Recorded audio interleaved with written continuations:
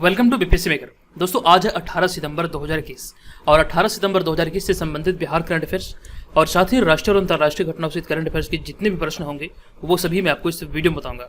लेकिन उससे पहले जो पिछले वीडियो में मैंने आपसे प्रश्न पूछा था सबसे पहले उसे देख लेते हैं। तो पिछले वीडियो का हमारा प्रश्न है कि हाल ही में आयोजित होने वाले Asia rugby under 18 girls rugby 7 से चैंपियनशिप 2021 में बिहार के कितने खिलाड़ियों का चयन हुआ है। इस प्रश्न का मैंने आपको राइट आंसर बताया था ऑप्शन नंबर बी, यानी कि ऑप्शन नंबर बी 2 खिलाड़ियों का चयन बिहार से किया गया है। आपको ध्यान रखना है आरती कुमारी और सपना कुमारी, जो कि आरती कुमारी जो कि है बिहार के नवादा जिले के हैं, जबकि सपना कुमारी बिहार के मुजफ्फरपुर जिले की है। तो इन दोनों खिलाड़ियों का चयन अभी हाल ही में Asia rugby under 18 girls rugby 7 से चैंपियनशिप 2021 के लिए किया गया है। और बहुत सारे तथ्य और भी थे जो कि मैंने आपको बताए थे। और यहाँ पर एक चीज ध्यान रखिएगा कि इस तरह से वीडियो रोजाना चैनल पे अपलोड होता है। जनवरी से यह श्रृंखला स्टार्ट हुआ है। अगर आप पहली बार यहाँ पर इस चैनल से जुड़ रहे हैं तो पीछे जितने वीडियो अपलोड हुए हैं सारे को मैंने प्लेलिस्ट में अरेंज किया है, आप वहां पर जाकर सारे वीडियो को देख सकते हैं। और रही बात पीडीएफ की, तो जनवरी से लेकर अब तक के सभी मंथ के करंट अफेयर्स का पीडीएफ का लिंक आपको यहाँ पर इस वीडियो के डिस्क्रिप्शन में दिया गया, आप वहां पर जाकर इसका पीडीएफ फाइल को भी डाउनलोड कर सकते हैं। अब चलते हैं यहाँ पर सीधे पहले प्रश्न पे। एक एक करके मैं आपको सारे प्रश्न बताऊंगा और इनसे संबंधित जो एक्स्ट्रा फैक्ट्स होंगे वो भी आपके साथ डिस्कस करूंगा। आपको इस पूरे वीडियो को ध्यानपूर्वक देखना है और जो वीडियो के अंत में आपसे प्रश्न पूछा जाएगा उसका आंसर आपको कमेंट बॉक्स में कमेंट करके देना है। आज के इस वीडियो में जितने भी प्रश्न हैं ये अपने आप में बहुत ही ज़्यादा इंपॉर्टेंट है। तो आज का हमारा पहला प्रश्न है कि हाल ही में मधुबनी जिले के कितने कलाकारों को बिहार राज्य पुरस्कार से सम्मानित किया गया है। तो कुल मिला के 11 कलाकारों को सम्मानित किया गया है, लेकिन किसी भी ऑप्शन में हमारा 11 कलाकार नहीं दिया गया है। तो इस आधार पर हम चुनेंगे ऑप्शन नंबर ई को और इनमें से कोई नहीं यहाँ पर इस प्रश्न का राइट आंसर होगा। अब आपको इस प्रश्न के बारे में विस्तृत जानकारी दे दूं कि देश दुनिया में प्रसिद्ध मिथिला पेंटिंग और अन्य विधाओं के 11 कलाकारों को पटना में राज्य पुरस्कार से सम्मानित किया गया है। ये आप यहां से ध्यान रखेंगे। अब हमारा नेक्स्ट पॉइंट है कि यह पुरस्कार समारोह पटना के बिहार म्यूजियम में आयोजित किया गया है और यहाँ बिहार के उद्योग मंत्री सैयद शाहनवाज हुसैन ने इन कलाकारों को सम्मानित किया है। यानी कि इस सम्मान समारोह में जो मुख्य अतिथि के तौर पर थे ये थे बिहार के उद्योग मंत्री शाहनवाज हुसैन और इन्हीं के द्वारा कि चयन हुए थे, जिन लोगों को चयनित किया गया था पुरस्कार के लिए, इन सभी लोगों को यहाँ पर पुरस्कृत किया गया है। अब देखिए यहाँ पर इस पुरस्कार स्वरूप क्या क्या चीजें प्रदान होती है, यहाँ पर नेक्स्ट पॉइंट मैंने लिखा है। तो इसके तहत कलाकारों को ताम्रपत्र, प्रमाण पत्र, शॉल तथा 50,000 रुपये का चेक प्रदान किया गया। और नेक्स्ट पॉइंट हमारा है कि इन कलाकारों का चयन उद्योग विभाग के तहत संचालित उपेंद्र महारथी शिल्प अनुसंधान संस्थान पटना की ओर से वर्ष 2017-18 के लिए किया गया था, लेकिन कोरोना की वजह से यह पुरस्कार समारोह लंबित हुआ। आपको ध्यान रखना ये जो चयन किया गया था ये 2017-18 के लिए किया गया था, लेकिन कोरोना संक्रमण की वजह से इसमें देरी हुई। उसके बाद अब हाल ही में यह सम्मान समारोह आयोजित किया गया। अब यहाँ पर देखिए मैंने इसमें कुछ चीज़ों को ऐड नहीं किया क्योंकि यहाँ पे जगह नहीं था। बहुत सारी चीज़ें ऐसी थी, वे कलाकार कौन कौन से क्या क्या नाम है वो संबंधित जो भी जितनी डिटेल इन्फॉर्मेशन है वो मैंने मंथली वाले जो करंट अफेयर्स का पीडीएफ बनता जो मैगजीन आता मंथली वाला, उसमें मैंने ऑलरेडी ऐड कर दिया है, जो कि सितंबर माह वाला जब आएगा ये अपडेट हो गए तो वहाँ पर आपको ये सारी चीज़ें देखने को मिलेगा। यहाँ पे जगह का कमी था तो इसलिए यहाँ पे मैं ऐड नहीं कर पाया इसे। और फिर हमारा दूसरा प्रश्न है कि हाल ही की घोषणा के अनुसार बिहार का 19वां मेडिकल कॉलेज कहाँ बनेगा। इस प्रश्न का हमारा सही उत्तर होगा ऑप्शन नंबर बी, बिहटा में बनेगा, जो कि पटना में है। तो आपको ध्यान रखना है कि पटना के बिहटा में बिहार राज्य का 19वां मेडिकल कॉलेज का निर्माण किया जाएगा। अब यहाँ पर आपको इस प्रश्न के बारे में बता दूं कि हाल ही की घोषणा के अनुसार बिहटा पटना में स्थापित कर्मचारी राज्य बीमा निगम अस्पताल में मेडिकल कॉलेज बनेगा, जो कि आपको ध्यान रखना है। इसके लिए केंद्रीय श्रम मंत्रालय ने 500 बेड के इस अस्पताल में मेडिकल कॉलेज संचालित करने को लेकर के मंजूरी प्रदान कर दी। अभी हाल ही का ये न्यूज है, ये मंजूरी दिया गया है और ये 500 बेड के इस अस्पताल में ये मेडिकल कॉलेज को संचालित करने का भी अनुमति दिया गया है केंद्रीय श्रम मंत्रालय के द्वारा। ठीक है, ये आपको यहाँ से ध्यान रखना है। अब यहाँ पर देखिए मैंने आगे लिखा कि इस प्रकार यह बिहार का 19वां मेडिकल कॉलेज होगा, यानी कि बिहटा में, पटना के बिहटा में ये जो आप देख रहे हैं यही जो है ये राज्य का 19वां मेडिकल कॉलेज का कि दर्जा प्राप्त होगा इसे। लेकिन यहाँ पर एक पॉइंट मैंने और ऐड किया है कि बिहार का 18वां मेडिकल कॉलेज अस्पताल पूर्णिया में बनकर तैयार है, इसका उद्घाटन अभी नहीं हुआ है। और यहाँ पर ध्यान दीजिएगा हाल ही में राष्ट्रीय, यहाँ पर देखिए गए लिखा गया, तो हाल ही में राष्ट्रीय मेडिकल काउंसिल द्वारा इसका निरीक्षण भी किया गया, हालांकि इसका उद्घाटन नहीं हुआ है। तो आपको ध्यान रखना है कि बिहार राज्य का 18वां मेडिकल कॉलेज पूर्णिया जिले में बनकर तैयार हो चुका है, जबकि 19वां जो बनेगा ये पटना जिले के बिहटा में बनेगा। ये सारी संबंधित इन्फॉर्मेशन को अगर आप याद रखते हैं तो आप एग्जाम में बेहतर कर पाएंगे। ये छोटे छोटे फैक्ट्स हैं लेकिन ये है बहुत ज़्यादा इंपॉर्टेंट है, ये आपको बहुत जगह आपकी हेल्प करेगा। अब यहाँ पर हम चलते हैं अगले प्रश्न पे। हमारा अगला प्रश्न है तीसरा प्रश्न। ये प्रश्न है कि प्रधानमंत्री नरेंद्र मोदी के जन्मदिन के अवसर पर मुख्यमंत्री नीतीश कुमार द्वारा कितने ऑक्सीजन प्लांट का लोकार्पण किया गया। तो इस प्रश्न का जो हमारा राइट आंसर होगा ये होगा ऑप्शन नंबर बी, यानी कि 70 ऑक्सीजन प्लांट का लोकार्पण किया गया। 71वें जन्म दिवस के अवसर पर 70 ऑक्सीजन प्लांट का लोकार्पण किया गया। इस आधार पर हमारा सही उत्तर होगा ऑप्शन नंबर बी। अब आपको इस प्रश्न के बारे में विस्तार से बता दूं कि माननीय प्रधानमंत्री नरेंद्र मोदी के 71वें जन्म दिवस पर बिहार सरकार स्वास्थ्य विभाग की ओर से पाटलिपुत्रा स्पोर्ट्स कॉम्प्लेक्स में मेगा वैक्सीन ड्राइव का आयोजन किया गया और इस दिन राज्य में 30 लाख लोगों को टीका लगाने का लक्ष्य रखा गया था। ये ध्यान रखिएगा। लेकिन इसके अतिरिक्त जो यहाँ पर हमने ऐड किया है, इसके अतिरिक्त माननीय मुख्यमंत्री नीतीश कुमार जी के द्वारा 70 ऑक्सीजन प्लांट को भी प्लांट का भी लोकार्पण किया गया। तो आप यहाँ से ध्यान रखिए। अब यहाँ पर जो याद रखने लायक चीज है वो आपको ये याद रखना है, अभी हाल ही में 17 सितंबर को प्रधानमंत्री नरेंद्र मोदी का 71वां जन्मदिवस मनाया गया और इस अवसर पर बिहार में कि मेगा वैक्सीन ड्राइव का आयोजन किया गया और इसके साथ ही नीतीश कुमार के द्वारा 70 ऑक्सीजन प्लांट का लोकार्पण किया गया। आप यहाँ पर कंफ्यूज मत कीजिएगा, जन्मदिन भले ही 71वां है लेकिन यहाँ पे जो लोकार्पण किया गया 70 ऑक्सीजन प्लांट का किया गया है। ये मत सोचिएगा कि 71 है तो 71 ही होगा, लेकिन यहाँ पर आपको ध्यान रखना ये 70 ही है। ठीक है। अब यहाँ पर देखिए मैंने आगे लिखा नरेंद्र मोदी के बारे में। नरेंद्र मोदी का जन्म 17 सितंबर 1950 को गुजरात वडन नगर में हुआ था और 71वें जन्म दिवस पर 17 सितंबर से लेकर के 7 अक्टूबर तक सेवा और समर्पण अभियान चलाया जाएगा और बिहार में इसकी शुरुआत दरभंगा जिले से की गई है। ये संबंधित जानकारी मैंने आपको बताया था। ये समय के दौरान यानी कि 17 सितंबर से लेकर के 7 अक्टूबर के दौरान बिहार में कि सेवा और समर्पण अभियान चलाया जाएगा और इसकी जो शुरुआत हुई है ये बिहार के दरभंगा जिले से हुई है। ये सारी संबंधित इन्फॉर्मेशन यहाँ पर याद रखिए। अब यहाँ पर हमने नरेंद्र मोदी के बारे में कुछ चीजों को ऐड किया है जो कि आप यहाँ पर इसका टॉपिक देख सकते हैं कि विभिन्न देश और संस्था द्वारा प्रधानमंत्री मोदी को दिया गया सम्मान। ये सारी चीजें मैं आपको ऑलरेडी कल बता चुका हूँ। ये आपके लिए बहुत ही ज्यादा इंपॉर्टेंट है, इसे आप नोट कर लीजिए। आप चाहे तो यहाँ से इसका स्क्रीनशॉट भी ले सकते हैं और नेक्स्ट स्लाइड में भी यहाँ पर आपको देख सकते हैं कि प्रधानमंत्री मोदी की अन्य उपलब्धियां और सम्मान को मैंने ऐड किया है जो कि मोस्ट इंपॉर्टेंट है। ये आपको याद रखना चाहिए। अगर आप स्टेट पीसीएस एग्जाम चाहे किसी भी एग्जाम को तैयारी में लगे हैं तो ये सारे पॉइंट आपको यहाँ से याद होना चाहिए। इसलिए मैं आपको कहता हूँ आप लोग इसका नोट तैयार कीजिए, अन्यथा आप हमारे पेड ग्रुप को ज्वाइन करके अपनी तैयारी को बेहतर तरीके से कर सकते हैं। आपको हमारे पेड ग्रुप में जो क्वालिटी जो मिलती है चीज़ों की, जो मटेरियल होते हैं वो आपको बेस्ट क्वालिटी का मिलता है। आप लोग डेमो पीडीएफ मंगा के देखिए, उसके बाद निर्धारित कीजिए कि आपको इसे ज्वाइन करना या फिर नहीं। यहाँ पर आपको 4 से 5 डेमो पीडीएफ मिलेगा। उसके बाद आप अच्छी तरह से इत्मीनान से देखिए, उसे समझिए। अगर आपको लगे कि पीडीएफ आपके लिए बहुत ही ज़्यादा हेल्पफुल है तो इसे आप ज्वाइन करके अपनी तैयारी को नई दिशा दे सकते हैं, क्योंकि आप ही एग्जाम नजदीक है, ऐसे में आप देरी नहीं कर सकते। ऑलरेडी बहुत सारे लोग इसे ज्वाइन कर चुके हैं तो आप भी इसे ज्वाइन कर सकते हैं। अब यहाँ पे हमारा अगला प्रश्न है, चौथा प्रश्न है, हाल ही में जारी टाइम मैगजीन 2021 के 100 प्रभावशाली लोगों की सूची में निम्नलिखित में से कौन शामिल नहीं है। ये सूची अभी हाल ही में टाइम मैगजीन के द्वारा जारी किया गया जिसमें 100 प्रभावशाली लोगों को जगह दिया गया है। अब यहाँ पर हम अगर बात करें इस प्रश्न का राइट आंसर की तो इसका सही उत्तर होगा हमारा ऑप्शन नंबर ई, यानी कि इनमें से कोई नहीं, उपयुक्त में से एक से अधिक। ये वाला सेक्शन यहाँ पे राइट होगा, उपयुक्त में से एक से अधिक, यानी कि यहाँ पर एक से अधिक आंसर सही हो जाएगा। इस तरह के पैटर्न वाले प्रश्न एग्जाम में पूछे गए हैं तो आप इसे ध्यान रखिएगा। अगर हम बात करें यहाँ पर सभी ऑप्शन की तो एक एक करके सभी को देखते हैं। तो पहले ऑप्शन में हमारा ऑप्शन नंबर ए में है कि नरेंद्र मोदी, जो कि भारत के वर्तमान में प्रधानमंत्री हैं और इन्हें इस सूची में शामिल किया गया, यानी कि टाइम मैगजीन के 2021 के 100 प्रभावशाली लोगों की सूची में नरेंद्र मोदी शामिल हैं। अगर हम बात करें ऑप्शन नंबर बी की तो ऑप्शन नंबर बी में हमारा है अशरफ गनी, जो कि अफगानिस्तान के पूर्व राष्ट्रपति थे। तालिबान के 20 साल बाद कब्जा होने के बाद ये देश छोड़कर फरार हो चुके थे।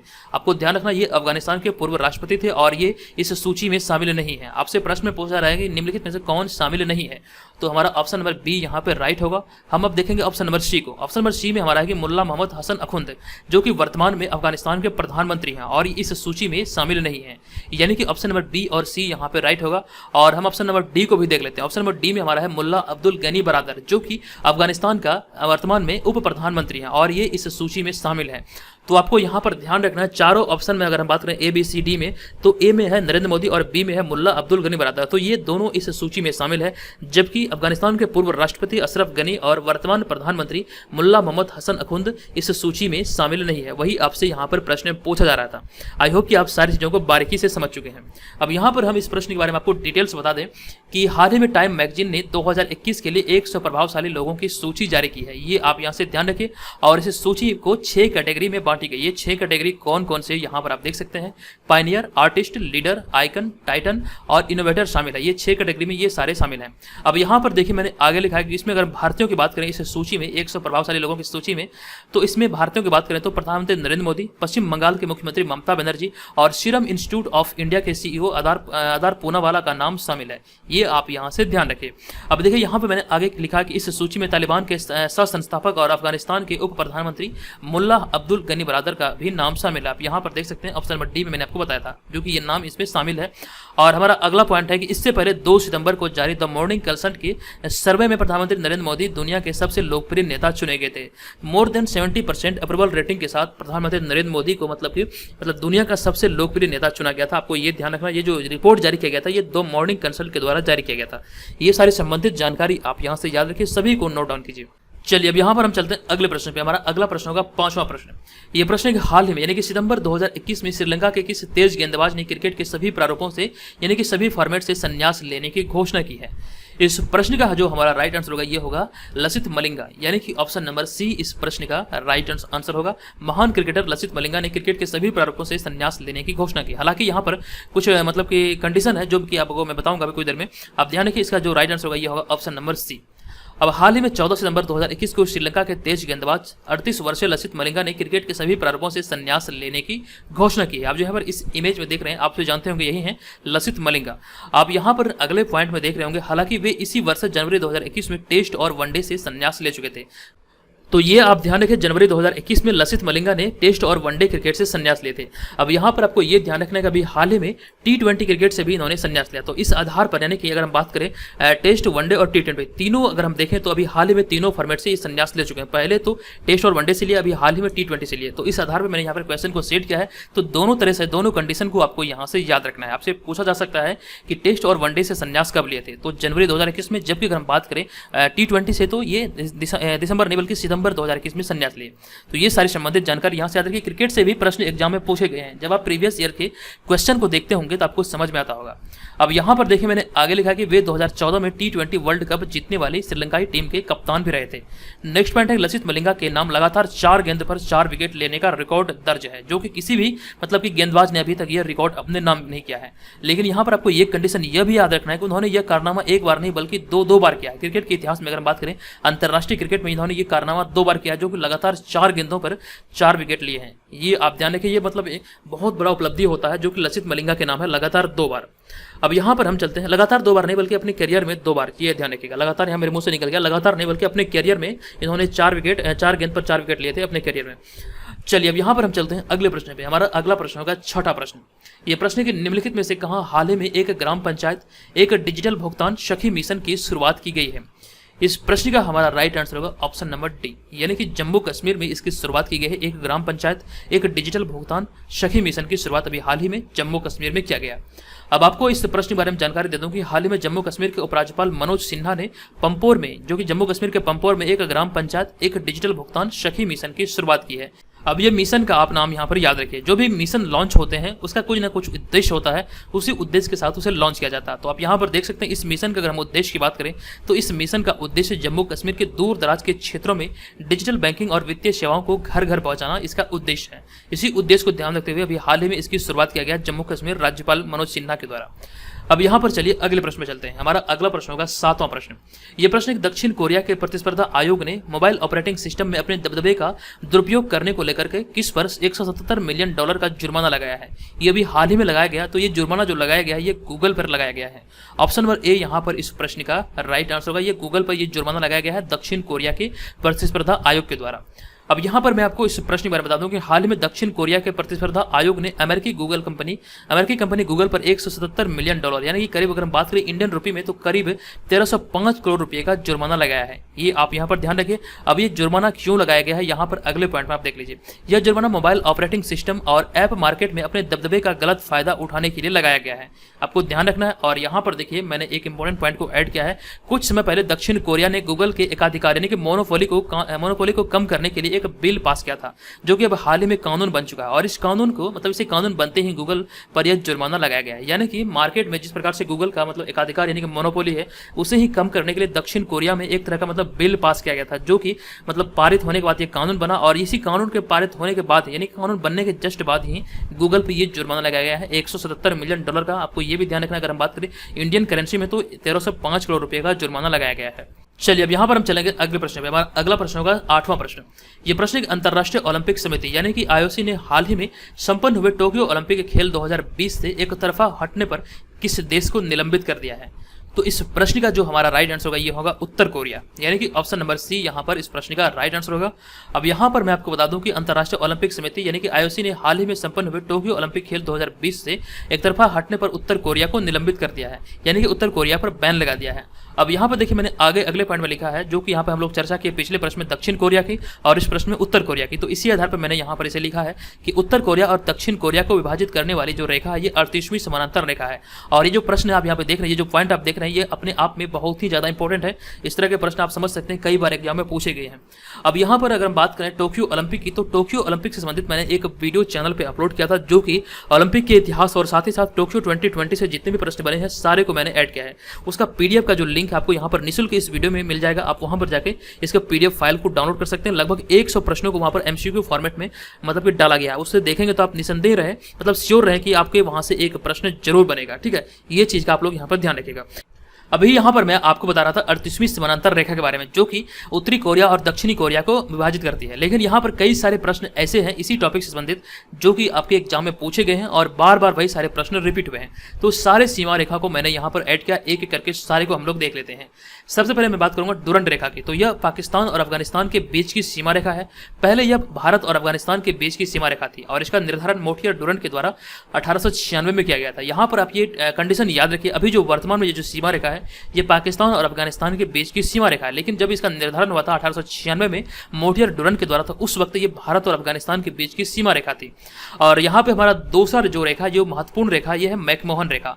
ये भारत और चीन के मध्य सीमा रेखा है और इसका निर्धारण 1914 में हेनरी मैकमोहन ने भारत और चीन के एक समझौते के अंतर्गत किया था। और यह जो रेखा ये 700 मील लंबी रेखा है। ये आपको ध्यान रखना, इसका जो निर्धारण किया गया था ये हेनरी मैकमोहन के द्वारा 1914 में किया गया था। आपको ध्यान रखना, ये भारत और चीन को विभाजित करती है। अब यहाँ पे हमारा अगला है रेड क्लिफ रेखा। ये भी एक इंपॉर्टेंट रेखा है। अगर हम इसकी बात करें तो भारत और पाकिस्तान के बीच की सीमा रेखा रेड क्लिफ रेखा कहलाती है। भारत और पाकिस्तान को विभाजित करने वाली रेखा रेड क्लिफ रेखा कहलाती है और इस रेखा का निर्धारण 15 अगस्त 1947 को रेड क्लिफ के द्वारा किया गया था। ये आप यहाँ से याद रखिए। अब यहाँ पे हमारा है हिडनबर्ग रेखा, जो कि आपको यहाँ पर देखना है जर्मनी और पोलैंड के मध्य सीमा रेखा का निर्धारण करने वाली ये रेखा है। अगर हम बात करें मैग्नेट रेखा की, तो फ्रांस द्वारा खींची गई जर्मनी और फ्रांस के बीच की सीमा रेखा है। अगर हम बात करें 17वीं समानांतर रेखा की, तो उत्तरी और दक्षिणी वियतनाम की ये सीमा रेखा, ये भी एक इंपॉर्टेंट है। जिस तरह से अगर हम बात करें उत्तरी और दक्षिणी कोरिया की, तो उसी प्रकार से यहाँ पे है 17वीं समानांतर रेखा, जो कि उत्तरी वियतनाम और दक्षिणी वियतनाम को अलग करती है, यानी कि विभाजित करती है। अब यहाँ पे जो हमारा अगला है 24वीं समानांतर रेखा, ये आप याद रखिए, इंपॉर्टेंट है। इस रेखा को पाकिस्तान भारत पाकिस्तान की सीमा रेखा मानता है, किंतु भारत अस्वीकार करता है इस रेखा को, यानी कि 24वीं समानांतर रेखा को पाकिस्तान भारत पाकिस्तान की सीमा रेखा मानता है, लेकिन भारत इस रेखा को अस्वीकार करता है। अब यहाँ पर देखिए 38वीं समानांतर रेखा के बारे में लिखा गया, ऑलरेडी मैं इस बारे में बता चुका हूँ कि उत्तरी और दक्षिणी कोरिया के मध्य की सीमा रेखा है, जो कि दोनों देशों को ये अलग करती है।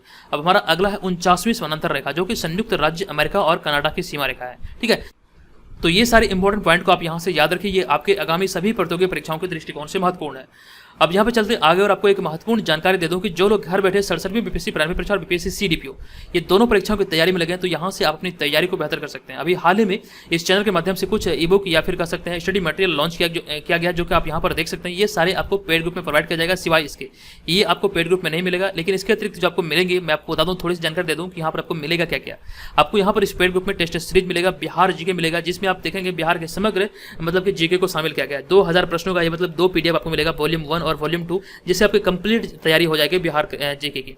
अगर हम बात करें करंट अफेयर्स की, तो करंट अफेयर्स में आपको बिहार करंट अफेयर्स, राष्ट्रीय और अंतर्राष्ट्रीय सारे करंट अफेयर्स आपको मिलेंगे जनवरी 2020 से। आपको ध्यान रखना है, इस पेड ग्रुप के तहत आपको जनवरी 2020 से लेकर के 31 मार्च 2022 तक के करंट अफेयर्स आपको प्रोवाइड किए जाएंगे, लेकिन 2 साल से भी अधिक के करंट अफेयर्स आपको यहाँ पर इस पेड ग्रुप में प्रोवाइड किए जाएंगे। ठीक है, और इसके अतिरिक्त हम बात करें बीपीएससी प्रीवियस ईयर क्वेश्चन की, तो ये भी आपको मिलेगा। बीपीएससी का जो जितना सेट अभी तक एग्जाम हो चुका है, वो सारे सेट पीडीएफ फॉर्मेट में आपको यहाँ पर इस पेड ग्रुप में दिया जाएगा।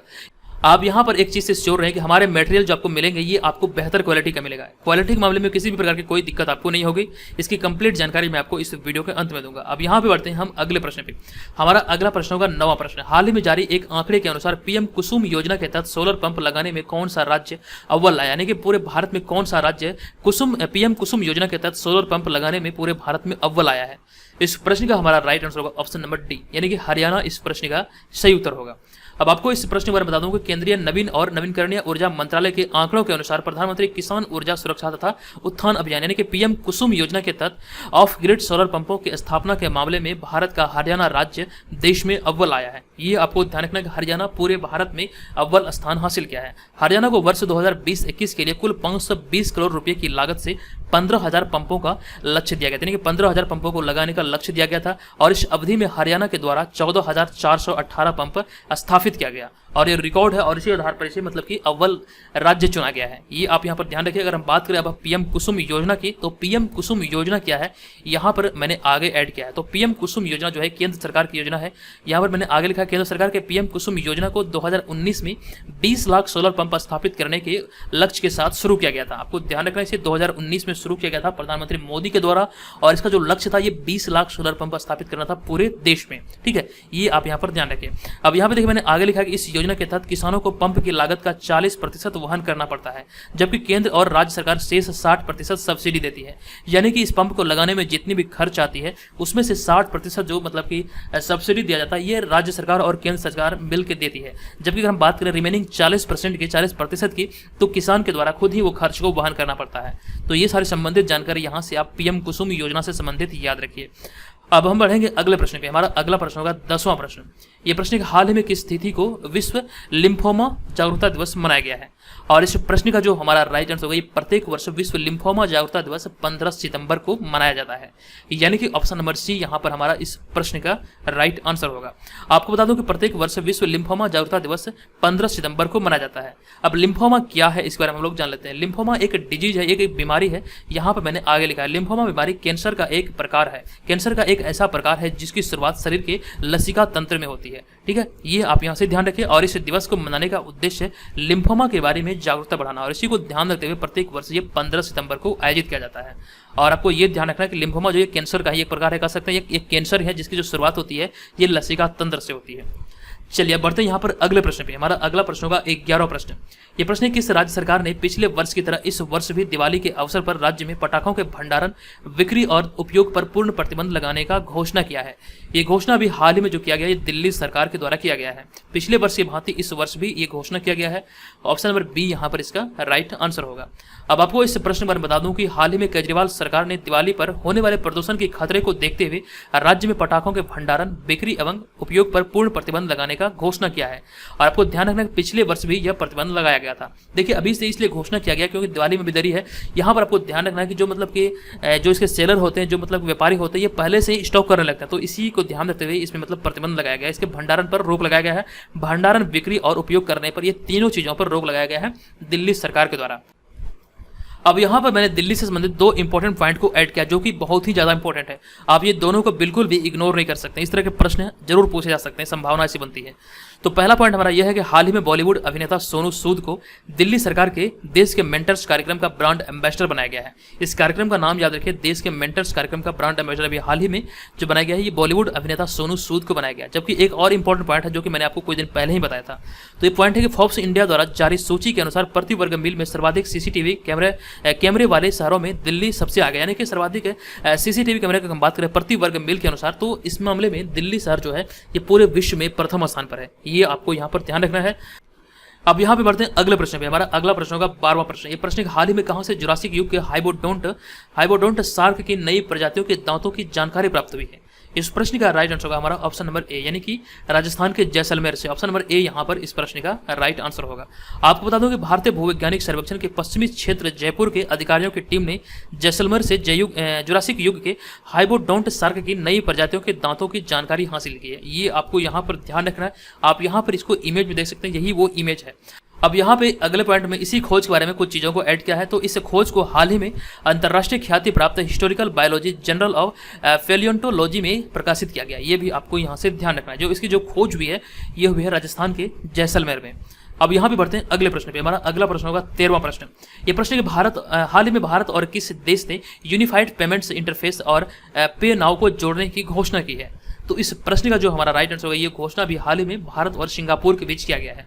ऑप्शन नंबर ए यहाँ पर इस प्रश्न का राइट आंसर होगा। अब आपको यहाँ पर बता दूं कि भारतीय रिजर्व बैंक यानी कि आरबीआई और सिंगापुर के मौद्रिक प्राधिकरण यानी कि एमएएस द्वारा यूनिफाइड पेमेंट्स इंटरफेस यानी कि यूपीआई और पे नाउ को जोड़ने की घोषणा की है। ये पॉइंट आप यहाँ पर याद रखिए। अगर बात करें भारत की, तो भारत की ओर से रिजर्व बैंक ऑफ इंडिया, जबकि अगर बात करें सिंगापुर की, तो सिंगापुर की तरफ से मौद्रिक प्राधिकरण के द्वारा ये यूनिफाइड पेमेंट्स इंटरफेस यानी कि यूपीआई और पे नाउ को जोड़ने की घोषणा की गई है। तो इसका जो उद्देश्य है, इसका उद्देश्य यह है कि उपभोक्ता को कम लागत में फंड ट्रांसफर करने की सुविधा प्रदान करवाना है। ये आपको यहाँ से ध्यान रखना है। और यहाँ पर देखिए मैंने आगे लिखा कि इस लिंक्ड पेमेंट इंटरफेस को जुलाई 2022 तक चालू होने की उम्मीद है। ये एक मतलब कि टेंटेटिव डे है कि जुलाई 2022 तक ये शुरू किया जा सकता है। अब यहाँ पर हम चलते हैं आज के इस वीडियो के प्रश्न पे। आज के इस वीडियो का हमारा प्रश्न है कि हाल ही में बिहार के किस जिले के राजमंगल निषाद को भीम पुरस्कार से सम्मानित किया गया है। ये एक इंपॉर्टेंट प्रश्न है। इस प्रश्न के बारे में कंप्लीट जानकारी मैंने आपको दिया था। इसका राइट आंसर क्या होगा, कृपया आप मुझे कमेंट बॉक्स में कमेंट करके बताइए। और जो लोग हमारे इस पेड ग्रुप को ज्वाइन करने के इच्छुक हैं, यहाँ पर हमें इस व्हाट्सअप नंबर पर हमें pre21 लिख के मैसेज कर सकते हैं और डेमो पीडीएफ मंगा के देखिए और उसके बाद निर्धारित कीजिएगा आपको इसे ज्वाइन करना या फिर नहीं। अब यहाँ पर हम लोग जानते हैं इस पेड ग्रुप के तहत कंप्लीट जानकारी को क्या क्या चीज़ें आपको मिलेगा, कैसे इसे एक्सेस करना है, वो तमाम चीजों को यहां पर आप आगे देखिए। अगर आप घर बैठे रहकर बिहार में आयोजित होने वाले किसी भी कंपैरेटिव एग्जाम की तैयारी में लगे हैं, तो यहां से आप अपनी तैयारी को बेहतर कर सकते हैं। आपको बता दूं कि अभी हाल ही में इस चैनल के माध्यम से एक ई बुक लॉन्च किया गया। आप यहां पर इस इमेज में देख सकते हैं। इस ई बुक की खासियत यह है कि विगत 28 वर्षों से बिहार में जितनी भी परीक्षाएं आयोजित हुई है, उसके प्रश्नों को इसमें शामिल किया गया। ये हिंदी और अंग्रेजी दोनों भाषाओं में, यानी कि ये बाइलिंगुअल है। आप इसे यहाँ पर देख सकते हैं। 2500 से अधिक प्रश्नों का इसमें संग्रह किया गया है। आपको यहाँ पर बता दूं कि प्रीवियस ईयर जो क्वेश्चन होते हैं वो आपके लिए बहुत ही ज्यादा इंपॉर्टेंट होते हैं, क्योंकि जब आप किसी एग्जाम की तैयारी करते हैं तो उस एग्जाम से संबंधित प्रीवियस ईयर क्वेश्चन का अगर आपके पास ई बुक हो या फिर बुक हो, तो वो आपके लिए एकदम से वरदान सिद्ध होता है। क्योंकि प्रीवियस ईयर क्वेश्चन ही आपको ये बताता है कि प्रीवियस ईयर में किस प्रकार से प्रश्न पूछे गए हैं। वहां से आपको ये समझ आता है कि किस प्रकार से आपको तैयारी करना चाहिए, कहां से प्रश्न आपसे एग्जाम में पूछे जाते हैं। वो सारा समझ आपको प्रीवियस ईयर क्वेश्चन से ही आएगा। चलिए वीडियो में आगे बढ़ते हैं और यहाँ पर मैं आपको पेड ग्रुप के बारे में बताता हूँ। अगर आप घर बैठे 67वीं बीपीएससी प्राइमरी परीक्षा और बीपीएससी सीडीपीओ इन दोनों परीक्षाओं की तैयारी में लगे हैं, तो यहाँ से आप अपनी तैयारी को बेहतर कर सकते हैं। ये जो ग्रुप है ये आपको बीपीएससी सहित जो भी बिहार में परीक्षाएं आयोजित होती है सभी एग्जाम के दृष्टिकोण से ये महत्वपूर्ण हो सकता है। जो भी खास करके लड़कियों और महिलाएं घर बैठे एग्जाम की तैयारी करते हैं, उनके लिए ये ग्रुप बहुत ही ज्यादा इंपॉर्टेंट सिद्ध हो सकता है, क्योंकि यहाँ पर मैं बहुत सारी चीजें आपको बेहतर क्वालिटी का प्रोवाइड करा रहा हूँ। यहाँ पर आप सारी चीजों को देखिए। यहाँ पर आपको इस ग्रुप में क्या क्या चीजें मिलेगी, ये आप सारी चीजों को देख के ही समझ पाएंगे। तो यहाँ पर सबसे पहले मैं आपको जो प्रोवाइड कराऊंगा ये होगा सबसे पहला हमारा टेस्ट सीरीज, जो कि बीपीएससी पैटर्न पर आधारित होगा। ये मॉडल सेट होगा। यहाँ पर आपको 50 प्रैक्टिस सेट देखने को मिलेगा और सारे के सारे प्रश्न जो इसमें होंगे वो आपको विद एक्सप्लेनेशन देखने को मिलेगा। ये बेहतर क्वालिटी का होगा। सारे के सारे प्रश्नों का एक्सप्लेनेशन आपको अच्छी क्वालिटी का देखने को मिलेगा, ये ध्यान रखिएगा।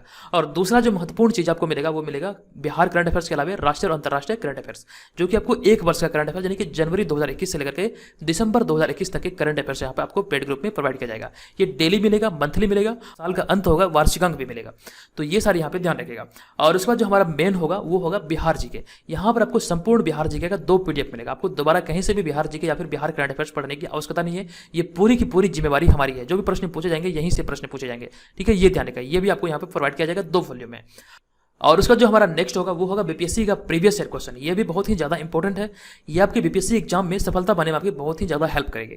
और उसका जो हमारा नेक्स्ट होगा वो होगा, यहाँ पे आप देख सकते हैं, बिहार तथा राष्ट्रीय और अंतर्राष्ट्रीय घटनाओं का करंट अफेयर्स होगा 2020 वाला वार्षिकांक। अगर आपको जरूरत हो तो ये भी आपको प्रोवाइड होगा, क्योंकि बीपीएससी एग्जाम में विगत 18 माह के करंट अफेयर्स से पूछे जाते हैं। तो अगर आपको इसका जरूरत हो तो ये भी आप यहाँ पे प्राप्त कर सकते हैं।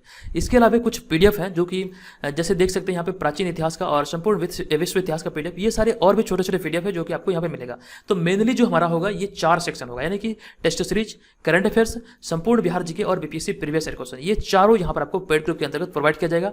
तो देखिए, अगर आप इसे ज्वाइन करना चाहते हैं तो यहां पर जो आपको ये व्हाट्सअप नंबर दिख रहा है, इसी व्हाट्सअप नंबर पे आपको pre21 लिख के मैसेज करना है। ध्यान रहे, आपको कॉल नहीं करना है, बल्कि इस पे व्हाट्सअप पे मैसेज करना है pre21 लिख के। यहाँ पर आपको कंप्लीट इन्फॉर्मेशन दिया जाएगा कि यहाँ पर आपको क्या क्या चीजें मिलेगी, आपको कैसे पेमेंट करना है, वो सारी इन्फॉर्मेशन आपको ये मैसेज करने के बाद मिल जाएगी। अब यहाँ पर आप ध्यान रखिएगा, ये 1 वर्ष की वैलिडिटी के साथ है। इसका जो फी है ये 399 रुपया है। ये 399 रुपये में ये सारी चीजें आपको प्रोवाइड की जाएगी।